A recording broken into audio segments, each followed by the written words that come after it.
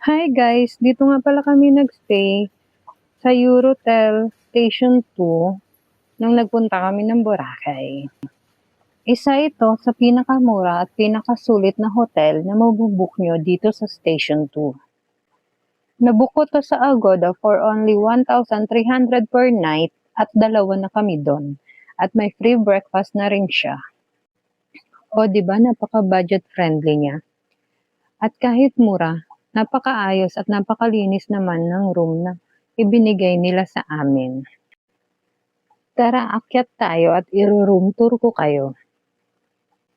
Actually, studio room lang talaga ang binook ko sa kanila sa Agoda. Pero ang ibinigay nila sa amin ay standard twin room. Kaya maluwag siya para sa aming dalawa. Andito yung room namin sa 4th floor. And tara, i-room tour ko na kayo. Malaki, maluwag at malinis ang rooms nila. Kaya napakasulit talaga ng room nila. At dito kami mag-i-stay ng 4 na araw habang nandito kami sa Boracay. Pagbukas mo pa lang ng pinto ay bubungad agad sa'yo ang malaki nilang cabinet na pwedeng paglagyan ng iyong mga gamit.